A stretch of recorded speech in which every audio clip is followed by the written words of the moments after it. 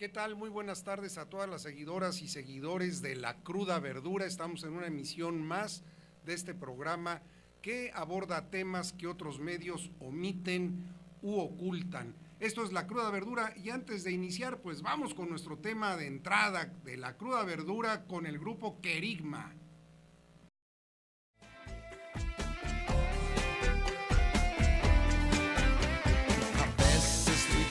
Y a veces facebookeo y no creo en la policía, ni en los narcos, ni en la CIA. Soy bloguero, soy tuitero y ando siempre en la web, Instagram, Spotify, LinkedIn y muchos más. Soy Tundichi y soy banda y me gusta la pachanga. No me siento la realeza ni me doy aires de grandeza. Si me duele la pobreza y me ofende la riqueza y mala vida de políticos y gente sin conciencia. No soy bueno ni soy malo, soy consciente y de eso hablo. No soy blanco ni soy verde, no te vayas con la finta. No soy grillo ni soy porro, ni pretendo ser famoso. No te quiero apantallar, es la cruda verdura. Si me importan las personas y me importa mi país, y no quiero que mi gente siga siendo maltratada, porque si tenemos todo, si hay riqueza en abundancia, no me explico por qué entonces nunca vemos la ganancia. Se reparten unos cuantos lo que a todos pertenece y todo se decide en un grupo de poder. Se manejan las encuestas, la verdad en las noticias. Creen que somos pendejos y que no nos damos cuenta, pero esto se va a acabar, ya nos vamos a parar, ya no pueden hacer nada. Es la cruda verdura, no nos pueden parar, nunca nos van a callar, la verdad no tiene precio. Es la cruda verdura, yo soy la cruda verdura.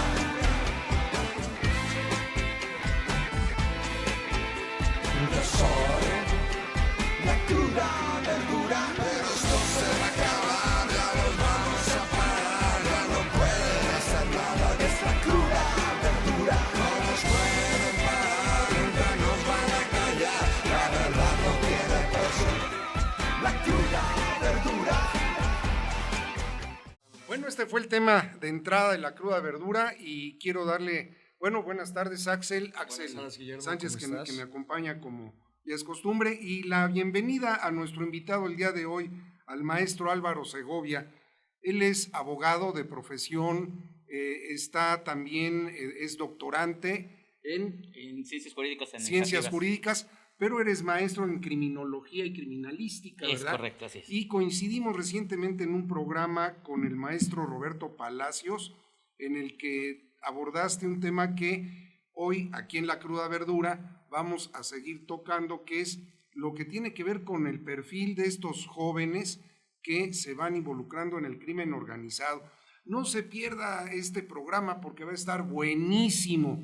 Y pues comentar brevemente, Álvaro, desde luego, bienvenido. Gracias, muy amable. Yo creo que Guillermo. tu aportación va a ser muy importante porque este es un programa dirigido fundamentalmente a los jóvenes con temas que muchas veces no se tocan. Y yo que he tenido la oportunidad de radicar en varios estados de la República y recientemente estuve allá por Reynosa, Tamaulipas, me tocó ver el fenómeno tan grave de la cooptación de jóvenes por parte del crimen organizado desde muy temprana edad. Y yo creo que ese es un tema que no solo tú dominas, sino que lo expones de una manera muy coloquial, muy desenfadada, para que lo comprenda la audiencia. Sí, pues muchas gracias antes que nada, Guillermo, por la invitación. Tuve el honor y el gusto de conocerte precisamente en este programa, en estos micrófonos, en esta cabina. Muy buenas tardes a todos. Es un placer de verdad estar aquí contigo, pero sobre todo tocando un tema muy importante como es la captación por parte de la delincuencia organizada en los jóvenes. Y hablamos de tres áreas muy importantes. Debemos de entender y comprender que es algo innegable, que independientemente de que muchos gobiernos estatales, municipales, incluso el federal, nos quieren detener con respecto a lo que es este tema, que la captación de los menores y los jóvenes en la delincuencia organizada es día a día. Así es, y es un tema gravísimo, y es lo que yo comentaba con Axel hace algunos días y lo hemos venido platicando.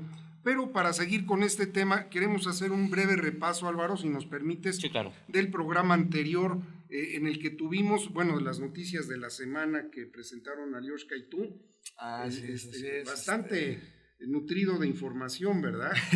Sí, vaya, bueno, fueron notas que fueron para nosotros las más relevantes de la semana, las estuvimos presentando, ya después enlazamos contigo para ver el tema que checaste con los de Cuernavaca. La entrevista tuvimos una entrevista con los representantes de esta asociación civil, agrónomos y campesinos, pero particularmente destacó la entrevista telefónica con el ingeniero y maestro Víctor Suárez Carrera, que es ingeniero agrónomo, es la persona a la que AMLO ha propuesto como posible secretario de Zagarpa, pero es un académico y es un hombre que ha vivido muy cerca del problema del campo. Álvaro, él ha publicado varias obras vinculadas a lo que son políticas públicas sobre agricultura, seguridad agroalimentaria y nutricional. Y recientemente en la Ciudad de México y en la ciudad de Cuernavaca presentó el libro del rescate del campo mexicano, en donde aborda pues todos los ángulos que se consideraría deberían de estar muy en la agenda de quien llegue a la presidencia de la República, sea López Obrador o quien vaya a llegar. Yo creo que a estas alturas del partido tampoco nadie tiene la certeza de quién puede llegar a la presidencia de la República, sobre todo porque gran cantidad de acciones que han sido testigo la sociedad por parte de Morena, también les ha ido generando un desencanto porque el hecho de que no se esté escuchando a la sociedad civil es un grave problema. Bastante. Entonces, bueno, eso fue lo que vimos la semana pasada. Y en cuanto a notas destacadas de esta semana, más adelante vamos a comentar algunas que tienen que ver una vez más con violencia. Sí, desafortunadamente. Desgraciadamente, lo que venía comentando Axel ahora que estábamos de camino, ayer fue un día rojo aquí en Puebla. Antier fue un día rojo, sí, rojo en Puebla. Cerca de tres balaceras en la noche. De hecho, yo cuando iba para mi casa, me tocó ver en la 14 Sur con todas las patrullas ahí pasando para la balacera. Se presume un total casi como 6 muertos, ¿no? Había hasta el momento de antier 2 muertos, 4 heridos, pero creo que ya alguien falleció de los heridos. Sí. Así es, ¿no? Bueno, una noche muy sangrienta. No, y la nota, cosas que no se veían. Y la nota también que se dio iniciando esta semana, que fue gravísima, lo que ocurrió allá en Laredo, Tamaulipas, de la muerte de una familia completa. Sí, sobrevive aparentemente nada más el jefe de la familia, y dos padre. Dos pequeños. Pero lo grave es que una vez más se da esta versión de la Marina de que fue el resultado de un fuego cruzado. A mí me tocó, recién llegado a Reynosa, me tocaron 2 acontecimientos. A raíz de que acribillaron a quien era el jefe de la plaza en Reynosa, Tamaulipas, el comandante Toro, que era del Cártel del Golfo. Se fragmentó el Cártel del Golfo en el Cártel del Golfo tradicional y en uno de una nueva generación, precisamente de jóvenes que habían iniciado como sicarios, como halcones y sicarios. Y luego se separan y empiezan a enfrentarse a la otra parte del cártel. Más los Zetas, más el ejército, más la Policía Federal. Y se vino una descomposición tremenda durante esos meses, hace 2 años exactamente, en estas fechas. Y a partir de eso se empezaron a dar una serie de situaciones, otra vez de víctimas de la sociedad, como fue el caso de un matrimonio de norteamericanos que solía, según se supo después, acostumbraban ir cada 8 o 15 días a hacer su súper a las tiendas de autoservicio de Reynosa, y transitaron por una calle que estaba cerrada por parte de la Policía Federal y de la Marina y fueron objeto, otra vez, según la versión de la Marina, de fuego cruzado, pero en esa ocasión también se detectó y finalmente se acabó aceptando que fueron proyectiles de las armas de las fuerzas federales con las que sucumbieron este matrimonio de extranjeros, y de ahí vino otra vez la recomendación del gobierno de los Estados Unidos de no viajar a México, de no cruzar a Reynosa, y bueno, es un estado que realmente, por ejemplo, ahorita la real duda que hay con este atentado que hubo hacia esa familia es qué fue lo que realmente pasó, ¿no? Porque ellos presumen que había sido un helicóptero de la Marina y la Marina en el comunicado establece que no, que había sido víctimas del fuego cruzado. Pero ya viendo las fotos de la camioneta y de cómo estuvo, no, o sea, no parece ráfaga de un arma común tipo cuerno de chivo, ya sabes. Entonces sí parece como si hubieran sido rafagueados de una manera muy cruel. Eso no parece fuego cruzado, porque fuego cruzado sí ves unas pocas balas, ¿no? No, y que pues lo peor es que falleció casi toda la familia, ¿no? Exacto. Pero bueno, esto es producto de la descomposición del tejido social que tenemos y algo que hoy está cosechando el gobierno actual de la República, que es parte de haber continuado con la famosa guerra contra el crimen organizado y el narcotráfico iniciada por el presidente Felipe Calderón. Todo ello ha llevado también a un estado de estrés social que definitivamente también se ha permeado en el ánimo de los jóvenes, y esto tú mismo lo has señalado, Axel, como un hombre joven que de alguna forma tienes una percepción muy puntual de qué es lo que piensan las personas de tu generación y más jóvenes con relación a lo que está ocurriendo en el país.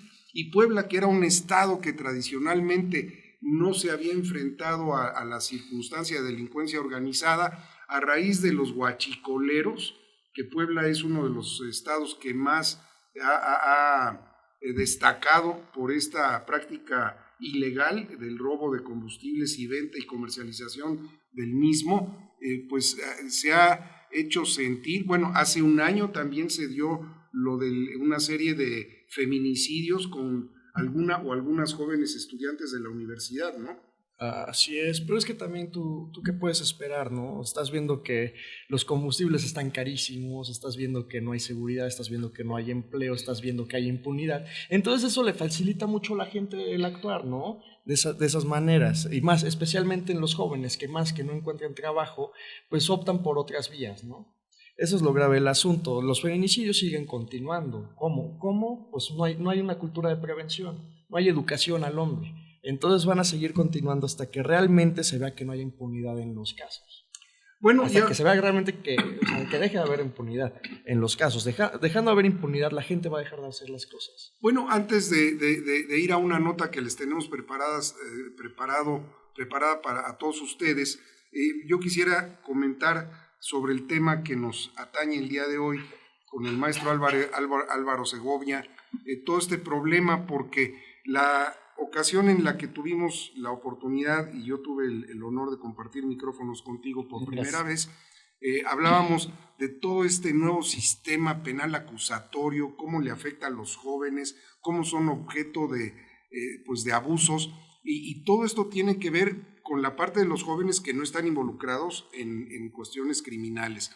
Pero el problema de quienes están involucrados en las acciones y en los actos antisociales de delincuencia también es muy grave, porque este sistema penal acusatorio está permitiendo que muchos delincuentes o muchas personas que deberían de someterse a un periodo de readaptación social salgan libres, ¿no, Álvaro?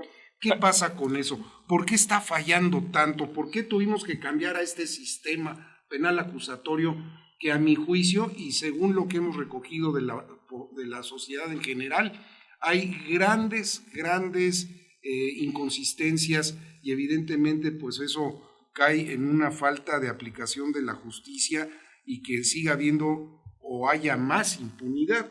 Y luego coméntanos sobre el perfil de los jóvenes que acaban yéndose al crimen, a la delincuencia organizada. Pues sí, mira, estimado Guillermo, yo voy a ser muy claro en mi postura. Yo soy un fiel y firme creyente del sistema acusatorio adversarial. No creo que el sistema esté mal. Los que estamos malos somos los actores. Eso es una realidad. La falta de capacitación constante en fiscalías, en policías de investigación, policías ministeriales, la falta de capacitación de abogados defensores, la falta de capacitación incluso para los mismos jueces es grave. Esto quiere decir que el sistema sí se realizó de una forma en que tuviéramos una adecuada aplicación del mismo, la impartición de justicia sería correcto. Debemos de cambiar el chip en muchos aspectos. Hoy en día, tener a las personas privadas de la libertad no nos va a dar una solución de prevención. Y debemos de entender que, y ahí voy a introducir el área de la criminología, que el objetivo principal hoy en día de ella es la prevención de las conductas antisociales y algunas tipificadas como delitos. Esto quiere decir que una persona que comete un acto presuntamente delictivo no necesariamente tiene que estar privado de la libertad, porque no todos son responsables de los hechos previa investigación. Y hablamos de la presunción de inocencia. Entonces yo sí quiero ser claro en este punto. El sistema no está mal, estamos mal los actores por la falta de capacitación. Esto quiere decir que si un fiscal no integra una carpeta de investigación de manera correcta, el abogado defensor, tu trabajo es buscar los errores de la fiscalía para obtener una libertad. Y eso es un hecho. Sí, claro. Entonces, ¿qué se tiene que hacer realmente? Hacer una constante capacitación para la aplicación adecuada del sistema de justicia penal. Deja tú la capacitación, ¿no? Por ejemplo, estábamos comentando en el programa pasado sobre el índice global de impunidad que publicó la Universidad de las Américas Puebla, de que estás viendo 300 casos al día por Ministerio Público.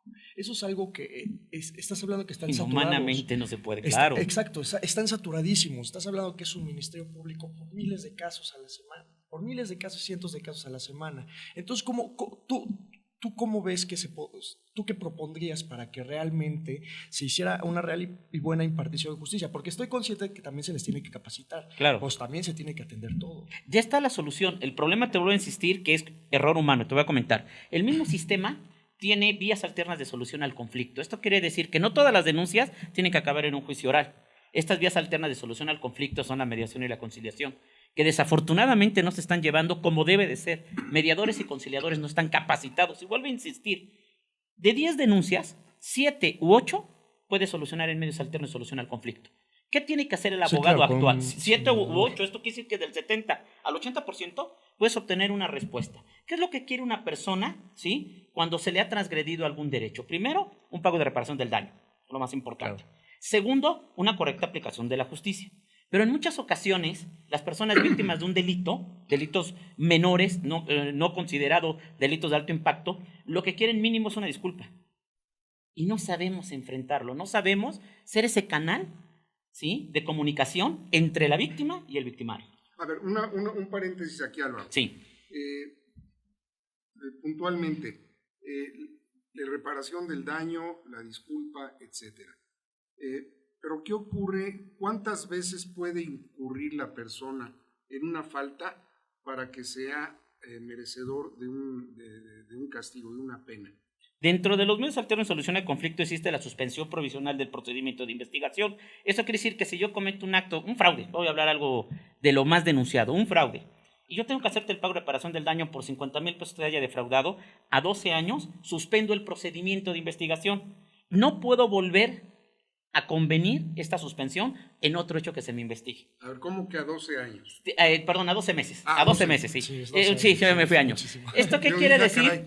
Que durante estos 12 meses yo no puedo solicitar otra suspensión en otra investigación. Queda claro que hay delitos como los llamados de alto impacto que obviamente no podemos manejar. Claro, es muy distinto exactamente. Robar a una persona que robarla y matarla. Robarla y matarla, sí, pero ya nos vamos a homicidio, ya nos vamos a privación de la libertad.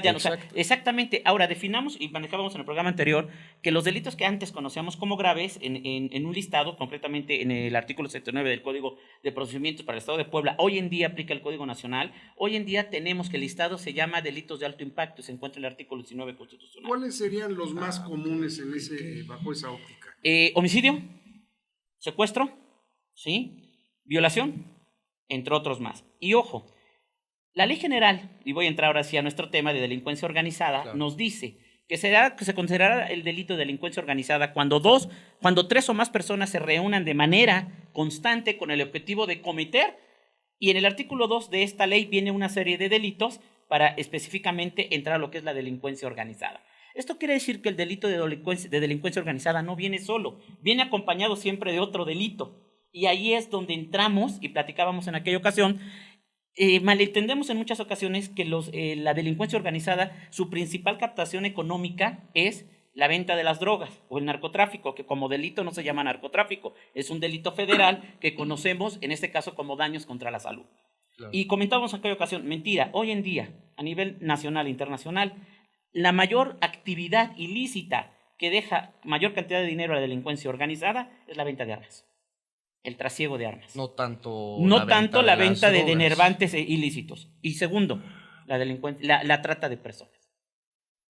Y estamos en una situación en Puebla, como se comentaba y comentaba Guillermo, para ir aterrizando a la cuestión de la captación de los jóvenes, que efectivamente en menos de 3 años a la fecha se ha multiplicado un 2200% la injerencia del delito de robo de hidrocarburo, conocido como huachicol. El delito es robo de hidrocarburo. Y hoy en día no ha sido considerado un delito de alto impacto. El problema principal es el robo de hidrocarburo y la participación de los jóvenes en esta conducta antisocial típica y jurídica y culpable. Es muy distinto juzgar a un joven que a un adulto. Pero lo que no hemos visto, lo que en diferentes foros yo he expugnado es los delitos colaterales. ¿Cuáles son los delitos colaterales? La aportación de arma, las ventas de armas. Hoy en día sabemos que el robo de vehículos se ha incrementado a más de 300% en la ciudad y sus alrededores. Y hace 2 años, no más, hace 2 años hablábamos de un triángulo rojo en Puebla. Hoy en día... ¿Que el triángulo rojo en Puebla comprende? Comprende desde lo que es Tecamachalco, Tepiaca, hacia el suroeste del estado. Pero ojo, de hace 8 meses a la fecha hay un lugar que es un foco rojo, San Martín. La venta de hidrocarburo en San Martín y el robo del mismo ha incrementado y ha desfasado la economía de este ilícito del Triángulo Rojo. Y algo que no queremos ver está sucediendo en la ciudad de Puebla. Y voy a aterrizar a la noticia que diste. Hace 2 días, en la colonia Clavijero, el enfrentamiento fue por gente que tiene relación con el robo de hidrocarburos. Y voy a aterrizar un punto muy importante. En ese momento, en el momento de los hechos, con personas presenciales con las que tuve oportunidad de platicar, pudieron ver a menores de edad, a jóvenes, ¿sí?, entre 12 y 16 años, en motonetas, lo que conocemos como halconcitos, yendo y viniendo constantemente. Esto quiere decir que la participación de la delincuencia organizada en el robo de hidrocarburo no está solo en el Triángulo Rojo, no está en San Martín a 30 minutos, está acá. No, y no necesariamente nada más robo de hidrocarburo, también están en drogas. Claro, por supuesto, porque son delitos colaterales. ¿Y qué es lo que pasa con los jóvenes? Los jóvenes son tentados, dadas una economía en la cual no estamos viviendo, en no tener oportunidades de crecimiento, ¿sí?, en obtener mayor cantidad de dinero. Decía en una entrevista que tengo dentro de los estudios que yo realizo de subculturas criminales, un niño halcón, 13, 14 años, yo gano lo que mi papá gana en un año, en un mes. Mi papá gana de 4 a 6 mil pesos mensuales y yo llevo 30 mil pesos como jefe de halcones a mi casa en Tecamachalco. Un niño de 13 años que trae un celular que cuesta 25 mil, 28 mil pesos, que trae una motoneta que se compró en una sola exhibición y que recibe 30 mil pesos por la delincuencia organizada. La deserción de la educación, esto quiere decir de las instituciones educativas, se ha dado al 50%. Esto quiere decir que por cada 90 alumnos que tenía el primer grado de secundaria, hoy en día hay entre 40 y 45 alumnos. Los demás están participando con estas conductas típicas. Bueno, inclusive se acaba de dar una nota, ahorita no recuerdo la localidad de manera puntual, pero una nota que también corrió en los medios nacionales fue que encontraron a 4 jóvenes acribillados. Jalisco. En Jalisco. Bueno, en Jalisco es gravísimo porque ahorita se está viendo lo de los 3 jóvenes que desaparecieron de la escuela de cine. Y uno que se suicidó. Y el que se suicidó, entre comillas. O lo suicidaron. Lo suicidaron, exacto. Lo suicidaron. Los accidentes pasan. Y el hecho de haber encontrado estos 4 jóvenes, de los cuales 2 eran jovencitas menores de edad, creo que una de ellas fluctuaba entre los 14 y 15 años, que ya estaban involucradas en cuestiones del crimen organizado o en actividades delincuenciales.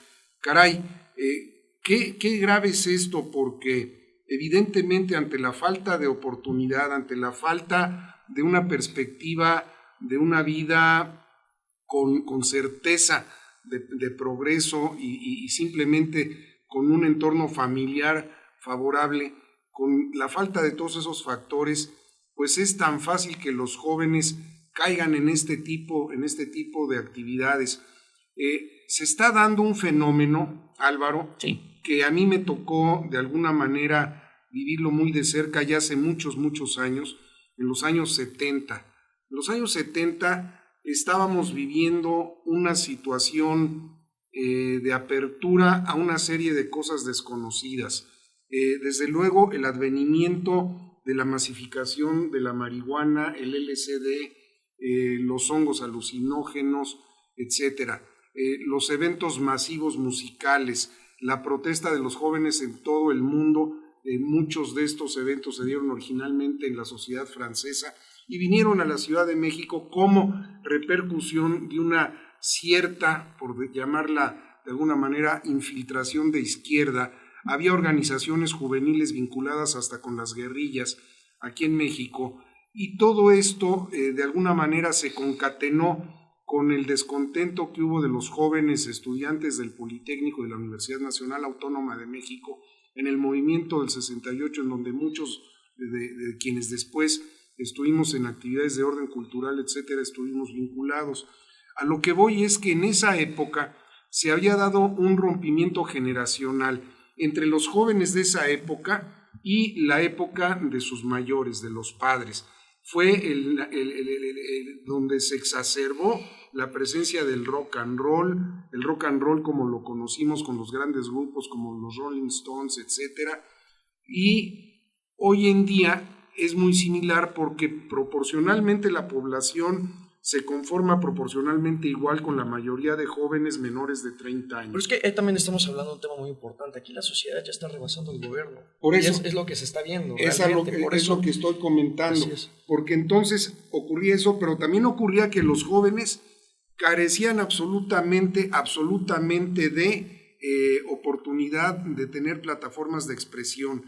Y bueno, estamos transmitiendo La Cruda Verdura desde Ito Escucha Radio, hoy sábado 31 de marzo de 2018, nos está acompañando el maestro Álvaro Segovia, Axel Sánchez y un servidor, Guillermo Casas, como siempre, y pues pueden seguirnos a través de Facebook Live, a través de nuestras redes sociales, y sobre todo, no se pierda usted seguir este programa. Se pueden comunicar también con nosotros a los teléfonos en cabina, que es el 222-699-5539, repito, 222-699-5539. Esto es ya ves, me ponen nervioso. Ito Escucha Radio, que no es radio, es algo mucho mejor. Bueno, el caso es que volviendo al tema, la circunstancia es la misma. Entonces, hoy en día los jóvenes no tienen esas plataformas de expresión y por eso se ha proliferado tanto la comunicación a través de las redes sociales. Fíjate, también hay muchos casos en los que también la misma gente se ve obligada a cometer actos para protegerse ella misma, ¿no? Sí, lo que pasó el día de ayer con el del Porsche, ¿no? El de Porsche azul. Bueno, pero allí es justificable. O sea, exacto, es súper justificable. O sea, se le va a hacer una investigación. O sea, sí, queda claro, privaste de la vida, por supuesto. Bueno, cometiste un acto. Pero, ¿y si no tiene un permiso de portación de arma de fuego? No, pero se lo quitó al delincuente. Es que por lo que le hice lo quitó al delincuente y con eso lo accionó. A ver, vamos a hacer... sabe karate, Jean-Claude Van Damme, vamos a remembrar. El día de ayer hubo una noticia donde en un centro comercial una persona pretende... ¿Cuál fue del Hospital Ángeles? En el Hospital Ángeles, en el estacionamiento, ¿no? En el estacionamiento, pretende robarle el vehículo a mano armada, que es un Porsche, no me acuerdo el color. Y un reloj, Rolex. La persona víctima, en un movimiento, por lo que yo leí, repito, le quita el arma y le dispara y mata al victimario. Y en ese momento la situación jurídica cambia, ¿no? Sí, y obviamente es detenido, está puesto a disposición, aún no sabemos cómo se ha resuelto, pero yo creo que en algún momento la ley bien aplicada por un fiscal bien intencionado y con una buena defensa, creo que no le veo ningún problema en que obtenga su libertad. Pero yo me voy a ir más allá de lo que pasó ayer. ¿Qué está pasando con la gente que está tomando la justicia por su propia mano y está linchando? Vamos a dejar eso en stand-by. En stand-by. Vale. Pero yo quiero nada más comentarles que hoy en día hay una expresión de los jóvenes que es el rap callejero. El rap callejero hoy en día es así como las coplas o los corridos que se improvisaban hace muchísimos años. Nada más que en el siglo XXI. Y Violeta Moreno, que es una colaboradora de La Cruda Verdura, de nuestro sitio informativo, que lo invitamos a quienes nos están siguiendo, lacrudaverdura.info. Ella es colaboradora del periódico El Economista y también de Grupo Milenio, es comunicadora con maestría en comunicación y periodismo. Y Violeta nos preparó un reportaje de la Ciudad de México en donde se ve cómo se reúnen cerca del Palacio de las Bellas Artes todos los días y principalmente los sábados grupos de jóvenes que empiezan a llevar a cabo una serie de interpretaciones de rap improvisado les pide la gente, les da un tema y ellos expresan toda su interpretación sobre ese tema. Y mucho tiene que ver con sus sentimientos, entonces, los sentimientos que tienen de su entorno familiar, de sus amigos, de la situación del país, pero todo esto tiene que ver también con una forma de interactuar entre ellos, y esto es muy común que se esté dando ya en las colonias entre grupos de jóvenes. Así que los invito a todos quienes nos están siguiendo ahorita en La Cruda Verdura a que escuchemos y veamos este reportaje de Violeta Moreno del rap callejero. Por favor, Violeta.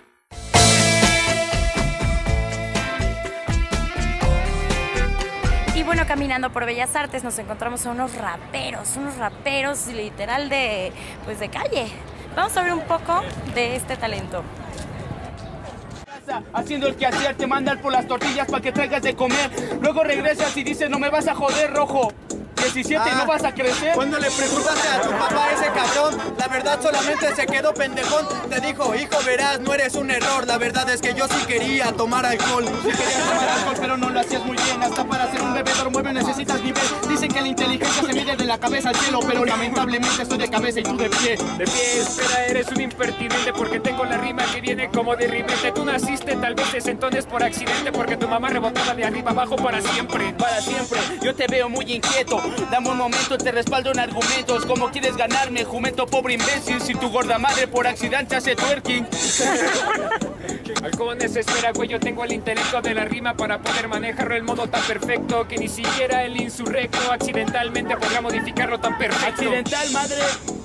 ¿Qué pedo? Tu papá anda pedo. Improvisa al momento. Como quieras, te las conecto. Sí, güey. Mi papá anda pedo, entonces le voy a decir que te toca luego, porque ahorita no. Voy a tener cambiadero y no te voy a atender ni por dinero. Quisiera meterme contigo entre las reglas de tu juego, pero ya estás impregnado con los pies en mi terreno, te están saliendo raíces. Más directo al suelo, así que no va a pedir permiso ni Dios ni este cuerpo. No tiene carne ni cuero que sea tan espeso, pero bueno, este cabrón se está volando al otro lado donde está dependiendo de la línea de todo el hueso, pero este cabrón no sabía que el culero era invertebrado. Ojalá que llueva solo en tu lugar y te empieces a electrocutar, que un perro esté emputado y te quiera orinar y una paloma no tenga nada que hacer y te venga a cagar. El poder de Dios que se mostró marginal para no agregarte en su red social y por eso se justificó haciendo una red individual. Una red individual está mal. Yo tengo un flow que es a la normal. Yo saco el celular dentro de la iglesia. Vas a pensar que entonces recibo señal celestial. Ya te sientes en las nubes. Como ven esta ballena sin un cardumen. Este cabrón no será el señor cara de papa. Yo creí que era casa sola. Tanta gente, ya no eres tan constante. La rima que yo tengo sigue siendo perseverante. Pero bueno, ustedes se parecen ese trío de comediantes de los que me valen verga, pero bueno, están delante. Y bueno, ¿cómo lo vieron? Realmente sí es un talento porque, bueno, yo realmente no lo podría hacer. Nos vemos en la próxima, en La Cruda Verdura.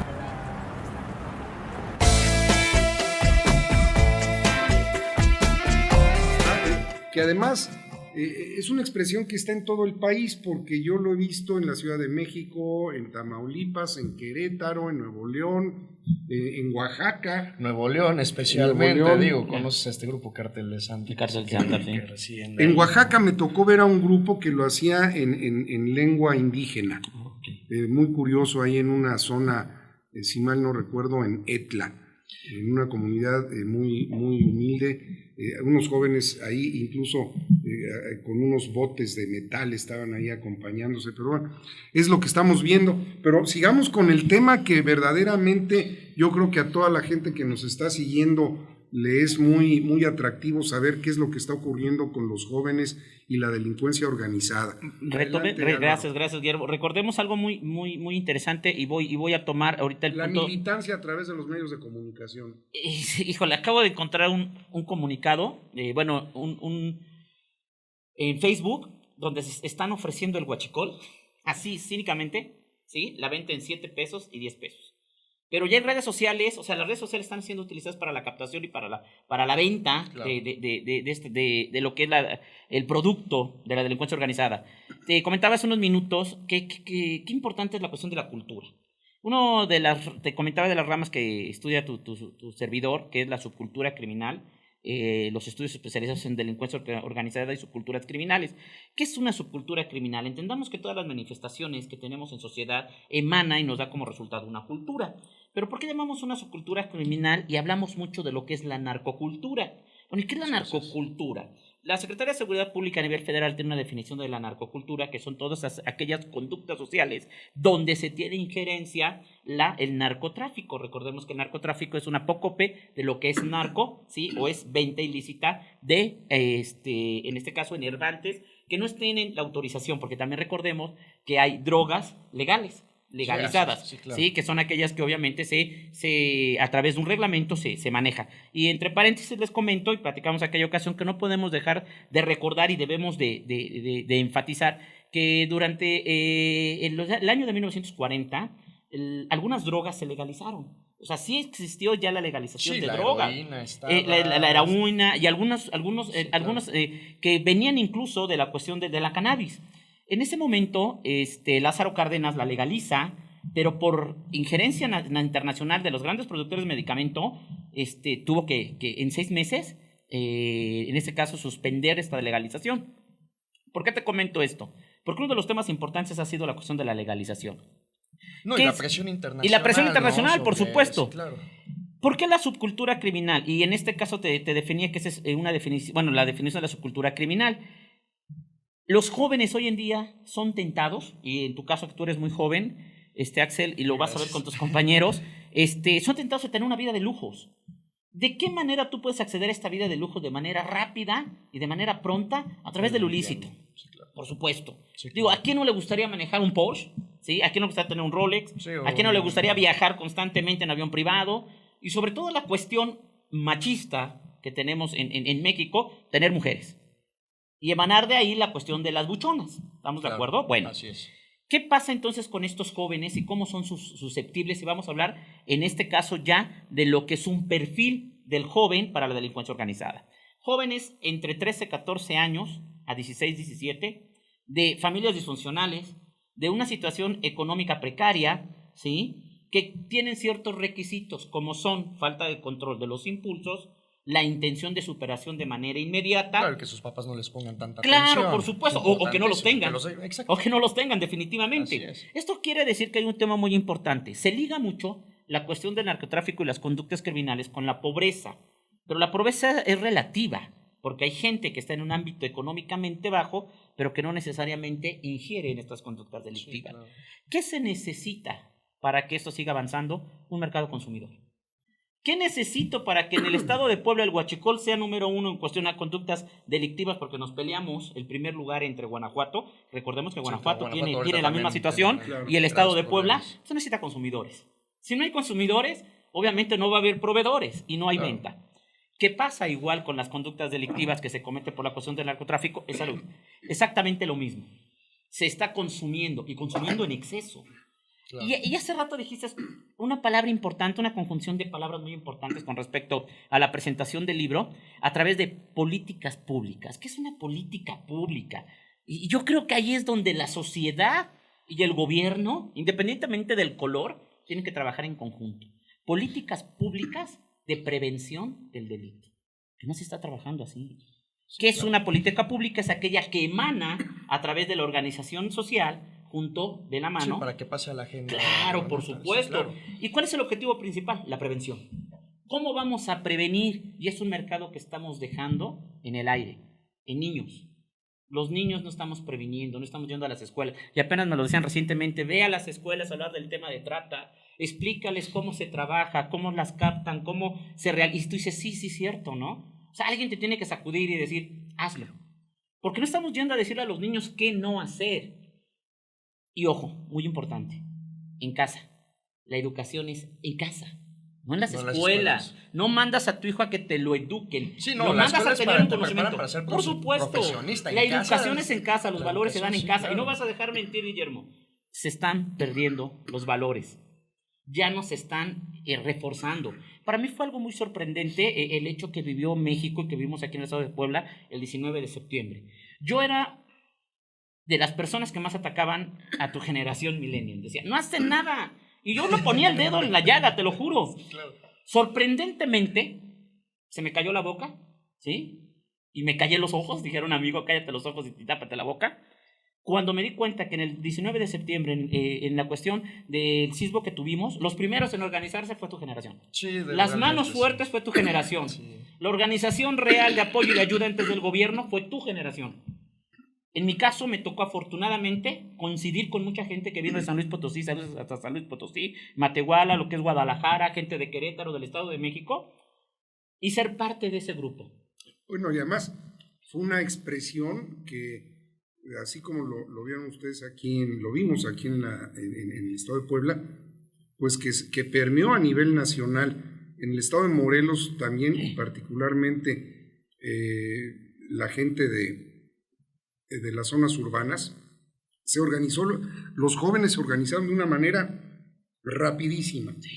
En la Ciudad de México llegaron, en algunos casos, horas antes. Sí, sobrepasaron la respuesta del gobierno, por supuesto. A que llegaran las autoridades a prestar ayuda. Ahora, esto se ha denominado, de acuerdo a las investigaciones que se han hecho, la segunda erupción visible. ¿De qué? De lo que es la capacidad de interacción entre los jóvenes a través de las redes sociales. Claro.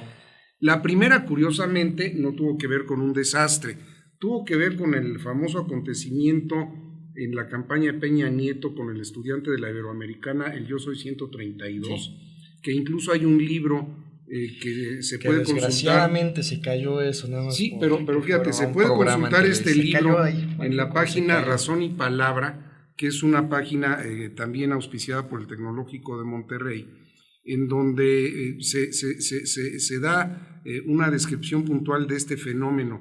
En el momento que se le acusa al joven que interpeló al entonces candidato Peña Nieto de que él era, pues era un colado, que era un revoltoso, un anarquista, que no era estudiante. Él sacó su credencial y dijo: yo soy el 132. A partir de ese hashtag Yo Soy 132, a nivel nacional, en menos de 24 horas, todos los jóvenes universitarios eran 132, y se hace a través de este libro, que es una apología y un análisis puntual, toda una descripción de la relevancia que tiene la organización o la interacción o la respuesta de los jóvenes con relación a ciertas circunstancias. En el caso del 19 de septiembre ocurrió lo mismo. ¿Por qué? Porque son los primeros que perciben el problema, son los primeros que actúan y son los que están activos en las redes sociales. Alguien decía que si en 1985, también el 19 de septiembre, hubieran existido redes sociales, se hubieran salvado muchísimas vidas. Muchísimas más. Pero el caso es que ahí no hay más que reconocer esa gran capacidad de respuesta. ¿Cuál es el problema? ¿Cómo vamos? O cómo va no solo la sociedad, sino el Estado mexicano a aprovechar esa capacidad de organización. Incluir a los jóvenes, perdón que te interrumpa, Axel, incluir a los jóvenes en estas políticas públicas para el manejo adecuado de redes sociales. Las redes sociales es un arma de doble filo y esto nos queda muy claro. Sí, claro. ¿A qué iba yo a aterrizar? Que si esto pasó el 19 de septiembre, hubo una organización nacional, hubo miles de millones de personas trabajando en favor de este desastre y ayudando, en este caso, a los conciudadanos. Lo podemos hacer para prevenir las actas y las conductas delictivas. Lo podemos hacer para reeducarnos, porque eso es importante, ¿sí? La diferencia de clases sociales se elimina entrando a clases. La educación es la base importante de que una sociedad supere lo que estamos viviendo. Vivimos en una constante guerra, y hablabas algo muy importante: la guerra contra el narcotráfico no ha parado. Y te voy a dar un número muy, muy duro y muy fuerte. Entre octubre, noviembre y diciembre del año pasado, los muertos por delincuencia organizada en el Estado de México superaron por 4 veces a 1 los muertos durante los ataques terroristas entre Francia, Inglaterra y España. Solo en el Estado de México. Y estamos hablando de municipios como Chalco, ¿sí? De Ecatepec. Es Iztapalapa. Es impresionante que solo 3 o 4 municipios del Estado de México. Bueno, Iztapalapa es Ciudad de México. Sí, de hecho es Ecatepec y sobre todo Ecatepec y Chalco. Así es. Dices, es impresionante lo que está pasando. ¿Qué tenemos que hacer? Bueno, la gente que estamos de este lado, pues tenemos que hacer estas campañas. Tenemos que prevenir la cuestión de la integración de los jóvenes en lo que es la delincuencia organizada. ¿Cómo? Con campañas de prevención. Y que el gobierno obviamente participe. Y te voy a dar otro ejemplo que pasó aquí en Puebla. En el estado de Puebla sabemos que se otorgan uniformes de manera gratuita a los estudiantes que van a instituciones gubernamentales, pero es imposible que a un niño talla 8 le llegue la talla 25. Sí, es imposible que te dejen una camisa con una calidad irregular. Necesitamos que también el gobierno ponga de su parte, que realmente... Sí, no simplemente diga, sí, tengan, arréglenselas. No, redirige, ¿sí?, estas cantidades económicas para efectos de la prevención. Una sociedad, ¿sí?, una sociedad más segura no es la que más castiga y aterriza al sistema acusatorio, es la que más previene. Bueno, y en el término en el ámbito de la prevención, volviendo yo al ejemplo que señalaba de los años 70, el gobierno en turno, entonces, que el presidente era Luis Echeverría Álvarez, tuvo una política muy importante en relación a los jóvenes. Abrió los medios de comunicación que tenía el Estado y obligó a las instituciones del gobierno a participar en una serie de programas que concluyeron como movimiento cultural y los concursos culturales, el Programa Nacional de Valores Juveniles. ¿A qué quiero llegar? Bueno, hoy en día vemos la cantidad de jóvenes, millones de jóvenes que se expresan a través de las redes sociales. Baste con decir que hoy en día el 77% de la población de México tiene acceso a Internet y son usuarios de Internet. De ese porcentaje, casi el 85% son menores de 30 años, pero todavía hay un 21% de jóvenes, de niños, entre los 3 y los 8 años que ya son usuarios de Internet. Bueno, entendiendo ese fenómeno, ¿por qué si hay tanto deseo de expresarse? Y yo he visto jóvenes que hacen interpretaciones musicales, que hacen crítica, que hacen sketches, bueno, hay hasta pequeños grupos o grupos importantes regionales en donde transmiten la cultura de sus estados, etcétera. ¿Por qué hoy el Estado mexicano, y digo a nivel federal, pero también en los estados, no abre plataformas de reconocimiento a las actividades positivas de los jóvenes? Los jóvenes hoy en día, igual que entonces, y yo diría que casi a nivel general ha ocurrido en México, son noticia cuando incurren en actos antisociales. No son objeto de noticia cuando son destacados en sus estudios, en sus actividades culturales, artísticas, incluso deportivas, porque necesitan ser verdaderos cracks del fútbol o destacar de una manera profesional en algún deporte para que se les reconozca.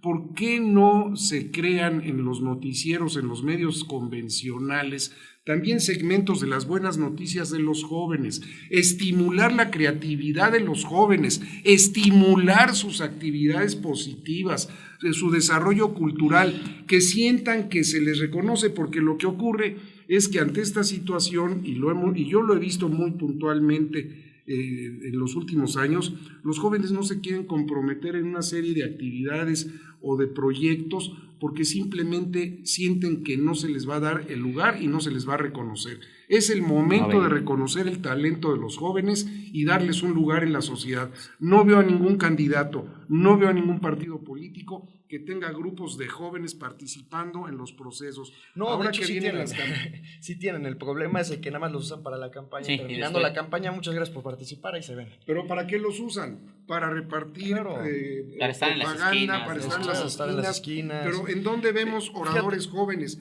¿En dónde vemos activistas verdaderamente que inviten a otros jóvenes a participar en foros? A ver, ¿por qué los partidos políticos que tuvieron toda esta temporada de intercampañas, ¿verdad? ¿Por qué no se preocuparon por organizar foros para la juventud en donde los jóvenes puedan expresar sus inquietudes, sus desacuerdos, sus propuestas porque sé que hay muchos jóvenes talentosos a los que no se les están dando oportunidades. Porque el gobierno, entre mayor control tenga de la juventud, tiene el poder. Y es un hecho. Divide y vencerás. Hay una frase muy interesante, ¿no? que digo en las conferencias y que te pone a reflexionar.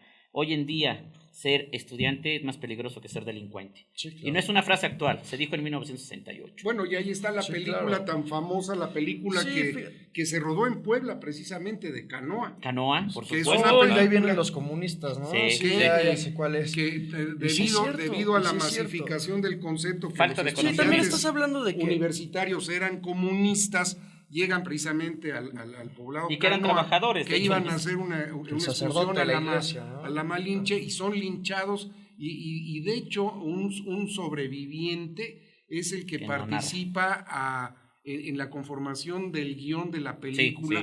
Es una película desgarradora, pero que presenta cómo la sociedad es influenciada por simplemente el contexto de imagen en el que se maneja a los jóvenes.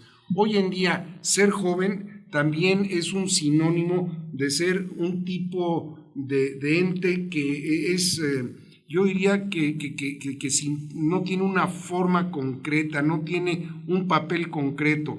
Cuando a los jóvenes se les den las oportunidades, y aquí ya tendríamos que entrar hasta en el ámbito de las reformas estructurales a la Ley Federal del Trabajo, en donde se ha provocado el advenimiento brutal del outsourcing y en donde los jóvenes difícilmente tienen la oportunidad de hacer carreras. Te voy a decir el gran problema que tenemos los millennials, me incluyo, soy de la generación, ¿no?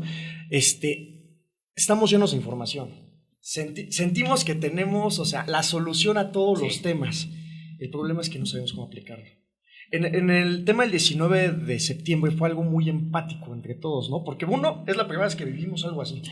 Es la primera vez así. Bueno, me acuerdo del terremoto del 99, pero no comparado. 6 años, 5 o 6 años yo.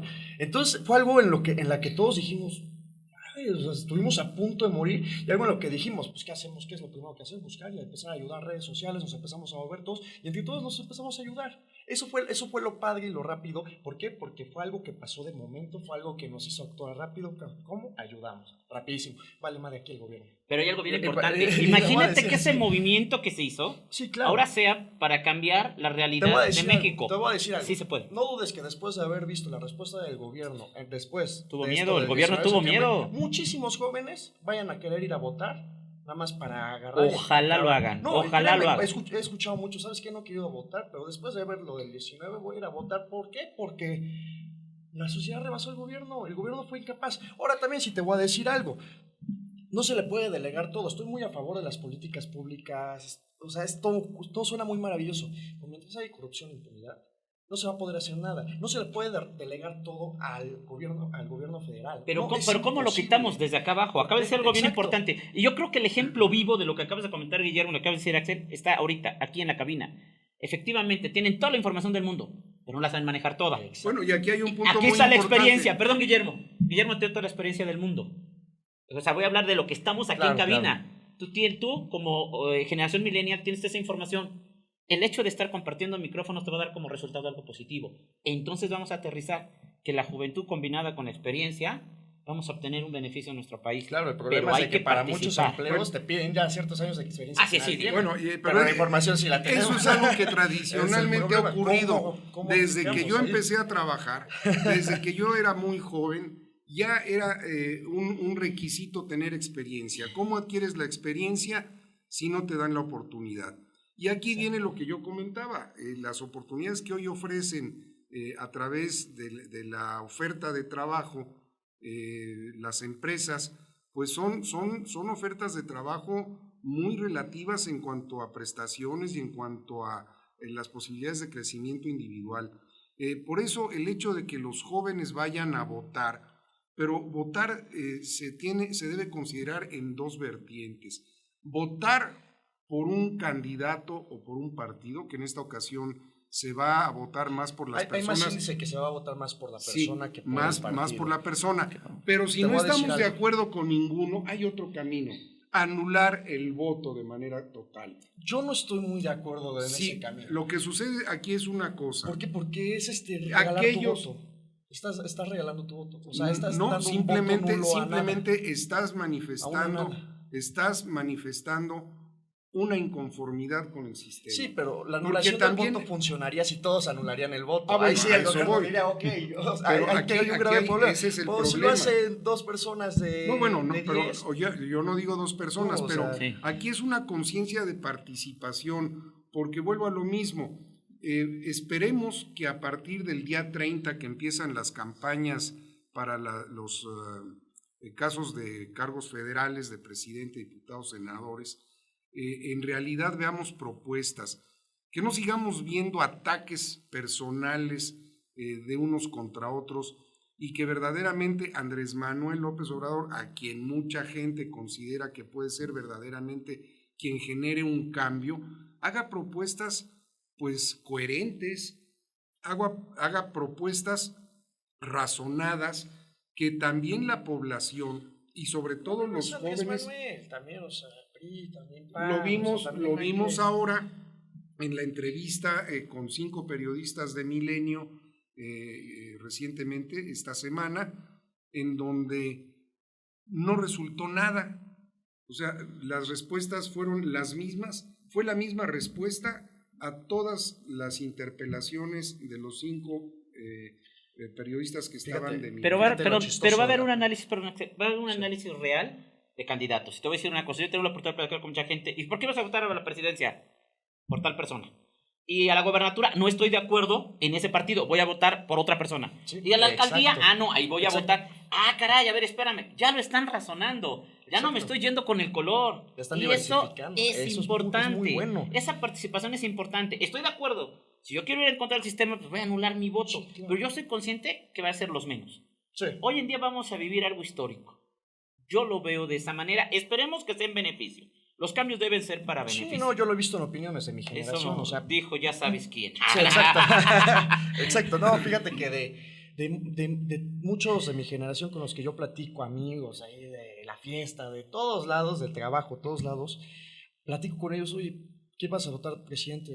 Pues la verdad no estoy de acuerdo mucho en sus propuestas. Y otras se me hacen muy descabelladas, pero voy a votar por él. ¿Por qué? Porque pues, ya nos fallaron. Voy a votar por ya sabes quién. El voto de castigo. Porque sí, o sea, porque ya realmente ya te falló el Pero qué bueno que analizaste algo. Pero ahora aterrízalo a la gobernatura. Exacto. Y yo no estoy de acuerdo. Bueno, sí, con el candidato de ya sabes quién a la gobernatura no estoy de acuerdo. Exacto. Con la alcaldía menos. O sea, sí se va a diversificar. Bueno, aquí valdría la pena. Aquí sí, valdría la pena. El tema gubernatura sí están pensando. Aquí valdría la pena referir a una vieja frase de los políticos viejos, que para las gobernaturas, y hablando particularmente de Puebla, la caballada está muy flaca. Exacto. No, y algo que sí le agradezco mucho a las redes sociales es que ayuda a la democracia. Ayuda a una mejor democracia, una real democracia, que vean más a la persona y al equipo que traen, en lugar de, ¿cómo se llama? El partido y su Pero los ciudadanos se deben inmiscuir. Fíjate, Guillermo, que el año pasado, entre broma y chascarrillo, subí en mi face, en mi muro, un spot de me voy a lanzar como candidato, y nunca pensé que, sí, yo te apoyo, sí, ¿qué vas a hacer? Sí, yo...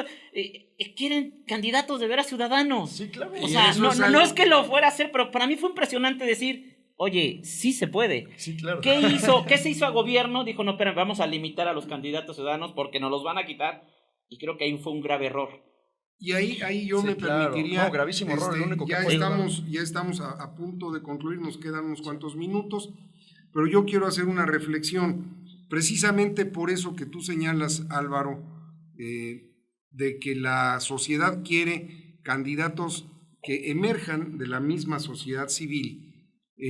Ningún partido tuvo una ventanilla para la sociedad civil. Los ciudadanos. El partido de López Obrador junto con el PT estuvieron diciendo que eran incluyentes, que la sociedad llegara a ellos, y hubo un proceso a través del cual muchas organizaciones de la sociedad civil, grupos organizados, sectoriales, campesinos, productores por ejemplo del maíz, etcétera, porque yo fui testigo, propusieron candidatos que eran reconocidos en sus comunidades como luchadores sociales, líderes, gestores, con una trayectoria, digamos, limpia, y esto yo lo pude vivir cerca de una serie de grupos de profesionales en donde se llevaron perfiles de estados como Quintana Roo, el mismo estado de Puebla, Querétaro, Zacatecas, Morelos. Simplemente con esos 5 estados eran más de 20 candidatos propuestos por la sociedad civil, con grandes posibilidades de ganar por el partido que fueran. Sí. Fíjate qué desagradable experiencia que Morena o el PT o ambos estuvieron conteniendo a esos candidatos viables hasta el último momento, cuando ya no podían optar por otro color o por otro partido, porque finalmente a ellos no les interesaba el partido, a sus comunidades les interesaba que llegaran. Bueno, no los dejaron contender por otro partido y en el último momento los sesgaron y pusieron candidatos que no son los que las comunidades o la sociedad quisiera, y esto causó un grave problema. Fíjate, yo te voy a decir algo, yo no estoy en contra de que se hayan vuelto incluyentes, al contrario, los celebro. O sea, este país tiene que ser incluyente con todo tipo de personas. El problema es de que tampoco puede ser incluyente con gente que tiene averiguaciones previas, con gente que ha sido acusada de narcotráfico, pero con no gente era el que ha caso, sido porque acusada de los secuestro, candidatos que sustituyeron a estos Entonces personajes. estás hablando de que van a meter a gente que ni siquiera se va a enfocar en los jóvenes, por ejemplo, en políticas públicas, solamente se van a enfocar en querer seguir teniendo el hueso, en seguir haciéndose ciegos, en que siga creciendo el problema y en que nosotros, la sociedad civil, sigamos... Pues esperemos, esperemos que quien llegara no deje de lado a los jóvenes, les dé oportunidades de trabajo. Sí, claro. Creo que ha sido un intenso programa de discusión. ¿Ya se acabó? Ya se nos fue el tiempo. Y para concluir, antes de terminar, bueno, yo quiero recordarle a nuestros seguidores y seguidoras que estamos transmitiendo desde Y Tu Escucha, que no es radio, es mucho mejor, también a través de Facebook Live de la Cruda Verdura, de Y Tu Escucha. Si quieren hacernos algún comentario, alguna consulta, al teléfono en cabina 222-699-5539, y también nos pueden seguir en las repeticiones del programa, además de las fanpages de Y Tu Escucha y de la Cruda Verdura, vía Transmedia TV, Wikidebate 5.0, Debate Político 2.0, UPI 3.0 y las redes sociales personales. ¿Cuáles son tus redes? Me pueden encontrar como Maestro Álvaro Segovia Cruz, tanto en Instagram, en Facebook y @Maestro Álvaro S en Twitter. En Twitter. Axel. Bueno, yo... Axel MSC01 en Twitter y en Instagram, lo mismo con las 2 redes sociales, en Facebook como Axel M. Sánchez. Yo creo que ya voy a crear una fanpage porque pues, tampoco puedo aceptar de amigos siempre a todos, a nuestra productora Azuli Palacios, muchas gracias a todo su staff, a Paulo César, que tiene nombre de Papa y de Emperador Romano, muchas gracias a Y Tu Escucha por su generosidad y esta hospitalidad con la que nos brinda sus instalaciones para las transmisiones. Vamos a escuchar una canción en la voz de una gran cantante que hace años ya falleció, Amparo Ochoa, de la creatividad del gran cronista de México en cuestiones musicales, Chava Flores.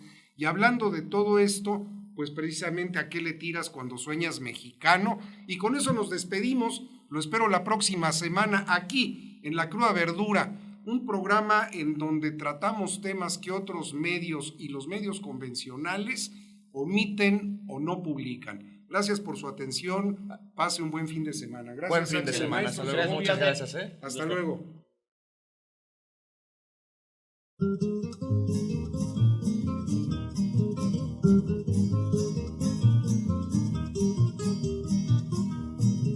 ¿A qué le tiras cuando sueñas mexicano?